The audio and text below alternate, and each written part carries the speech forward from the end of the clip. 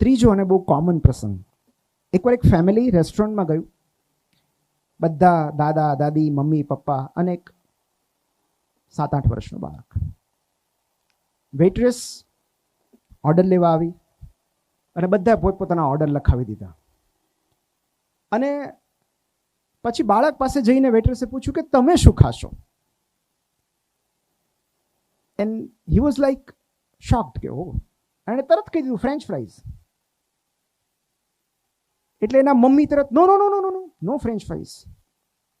તમે એને ના પૂછો, એક કામ કરો, ફલાણું સલાડ લઈને આવો, આ કરો તે કરો. એના મમ્મીએ 2-3 વસ્તુ કહી દીધી.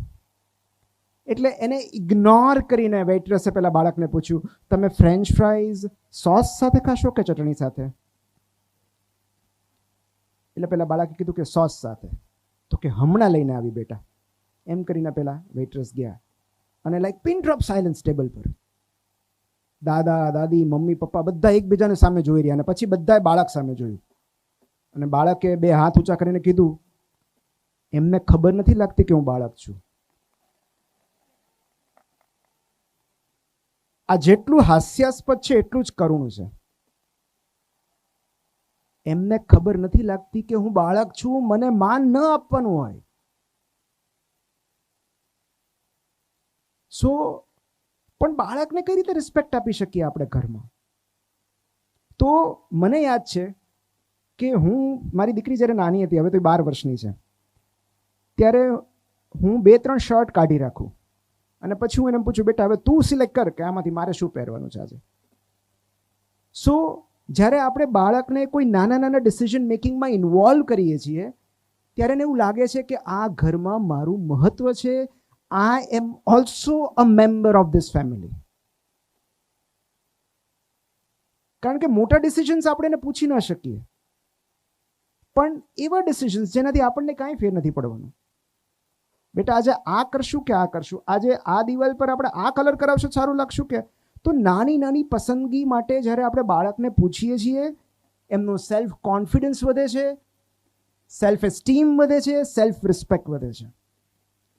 બિકોઝ જ્યારે આપણે કોઈનો અભિપ્રાય પૂછીએ છીએ ત્યારે આપણે એને માન આપીએ છીએ કે તમારો ઓપિનિયન મેટર કરે છે. We value your opinion. So respect. Third is trust. હવે ટ્રસ્ટ એકચ્યુઅલી જ્યારે તમે ટ્રસ્ટ સાંભળો કે તો trust actually is a bilateral thing. We should trust our child. We should trust our children. કારણ કે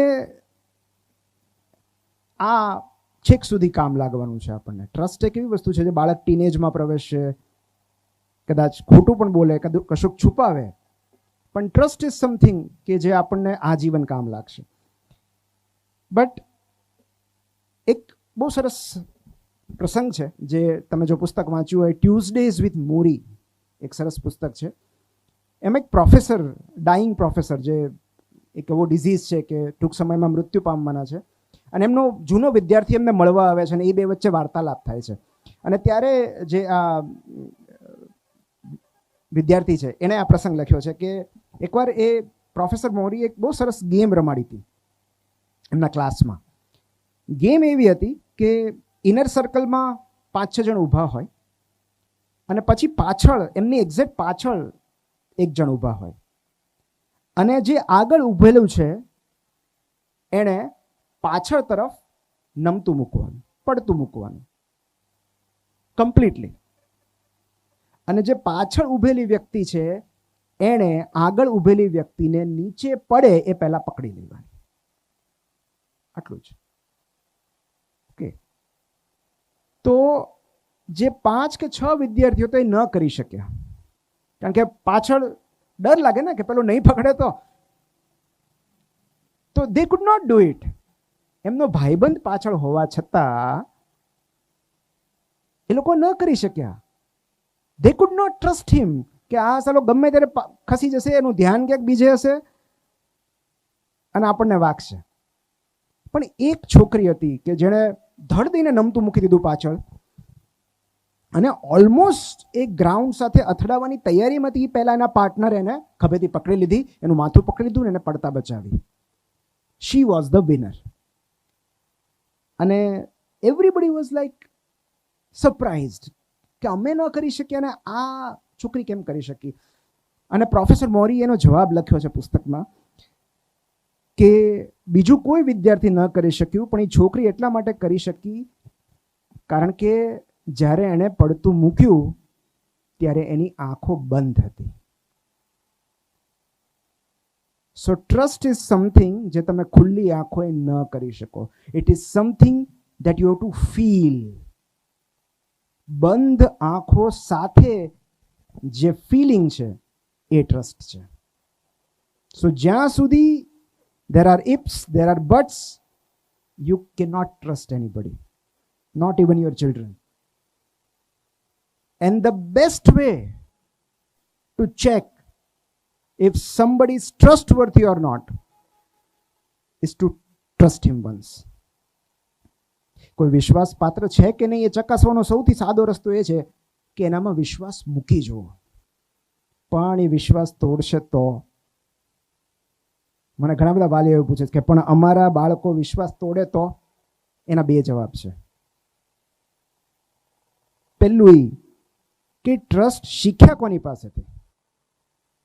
કારણ કે બાળકમાં આપણે વિશ્વાસ મૂકીએ એ પહેલા બાળક આપણામાં વિશ્વાસ મૂકે છે. એ આપણને કેટલા વર્ષો આપે છે એ બતાવવાના કે ટ્રસ્ટ કોને કહેવાય. જ્યારે આપણે એને હવામાં ઉછાળીએ છીએ ત્યારે તો એ હસતું જ હોય છે. એને પડવાનો ડર નથી લાગતો કારણ કે એને ત્યારથી ટ્રસ્ટ છે આપણામાં કે આપણે પડવાને દઈએ. આપણે કેટલી વાર આપણા પ્રોમિસીસ પાળ્યા છે. એને આપણને ટ્રસ્ટ કર્યું હોય કે પપ્પા સાંજે આવીને મને મેળામાં લઈ જશે. એ પ્રોમિસ જો એ વચન હું તોડું છું તો હું એને શીખવાડું છું કે બેટા ટ્રસ્ટ કેવી રીતે તોડાય. હું એના પર હાથ ઉપાડું છું ત્યારે દરેક બાળકને અંધવિશ્વાસ હોય છે કે મારા મમ્મી પપ્પા મારા પર થોડો હાથ ઉપાડે, મારો કાન થોડો ખેંચે. જ્યારે આપણે એ કરીએ છીએ ત્યારે આપણે એનો ટ્રસ્ટ તોડીએ છીએ. સો ટ્રસ્ટ કોની પાસેથી શીખે છે? આપણી પાસેથી. એનામાં મૂકેલો ભરોસો ઈ તોડે એ પહેલા ભરોસો તોડતા ક્યાંક આપણે તો નથી શીખવાડતા ને. એન્ડ સેકન્ડ, આપણી પાસે બીજું કોઈ ઓપ્શન છે? આપણા બાળકોમાં વિશ્વાસ રાખ્યા સિવાય there is no other option. કારણ કે જો આપણે એમને ક્રોસ ચેક કરશું, આપણે એમનો પીછો કરશું, આપણે હેલિકોપ્ટર પેરેન્ટિંગ કરશું, આપણે એની બહેનપણીઓ કે ભાઈબંધોને પૂછશું કે ક્યાં હતો, ડેફિનેટલી આપણા માર્ક્સ કપાવાના છે. They are going to hate us. So we have no other option. So better એ છે, અને આ એક ડૉક્ટર તરીકે મેં અનુભવેલી વાત છે કે જ્યારે દર્દીઓ અમારી આંખોમાં આંખો નાખીને એમ કહે છે ને કે સાહેબ હવે બધું તમારા હવાલે, મતલબ અમને તમારા પર પૂરો ભરોસો છે, એનો ભાર લાગે છે એ જવાબદારીનો. સો મારી દીકરીને આંખમાં આંખ નાખીને જરૂર એમ કહું કે બેટા આઈ ટ્રસ્ટ યુ.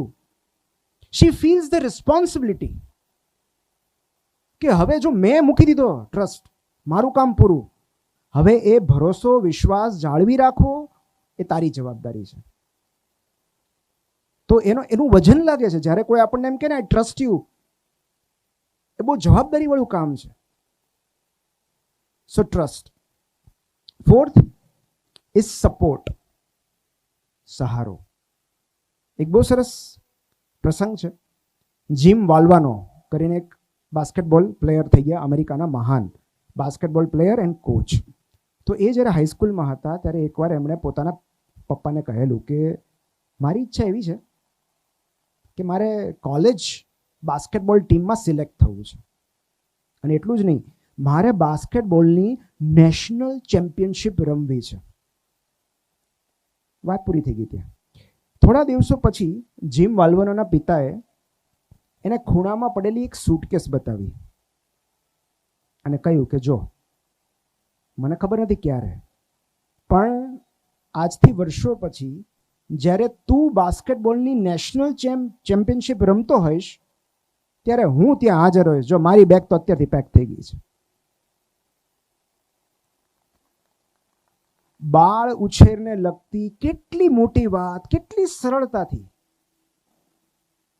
કે આ સૂટકેસ તો એક રૂપક છે, એક મેટાફોર છે, પણ આટલું જ કહીને મારી સૂટકેસ તો પેક થઈ ગઈ છે, એટલું જ કહીને એક પિતાએ એના મહત્વાકાંક્ષી બાળકને કેટલું બધું કહી દીધું. સૌથી પહેલા હું તારી સાથે છું. બીજું, મને તારી ક્ષમતામાં, તારા સપનામાં, તારી પ્રતિભામાં, તારી મહેનતમાં વિશ્વાસ છે.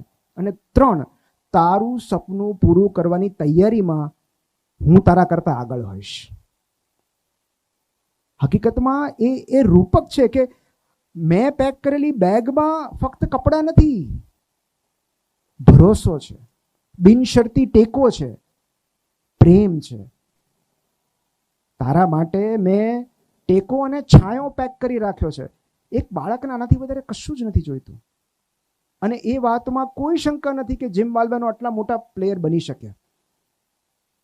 કારણ કે તમે જો મજાની વાત, મને આ આખી વાતમાં મને સૌથી વધારે એ ગમ્યું કે એના પિતાએ જીમ વાલ્વાનોને બાસ્કેટબોલની તાલીમ કે મહેનત વિશે કોઈ સલાહ ન આપી.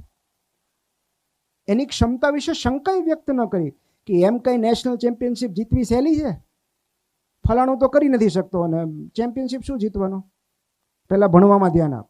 આવું કશું જ નથી કહ્યું. તું ચેમ્પિયનશિપ જીતી જઈશ એવું પણ નથી કહ્યું. તું જ્યારે ત્યાં રમતો હોઈશ ત્યારે હું ત્યાં હાજર હોઈશ. એ મેચનું પરિણામ જે પણ હશે હું ત્યાં તારી સાથે હોઈશ. હું તારી સાથે છું. અને કમનસીબે મોટા ભાગના વાલીઓ એમના સંતાનોને આટલું નથી કહી શકતા કે બેટા હું તારી સાથે છું. તું જીતે કે હારે, તું સફળ જાય કે નિષ્ફળ, તું પસંદગી પામે કે અસ્વીકાર, તું ઉડે કે પડે, તું ડિપ્રેશનમાં હો કે યુફોરિયામાં, તું પ્રેમમાં હો કે હાર્ટબ્રેકમાં, હું તારી સાથે છું. આઈ લવ યુ કરતાં વધારે તાકાતવર શબ્દો કોઈ હોય તો એ છે હું તારી સાથે છું.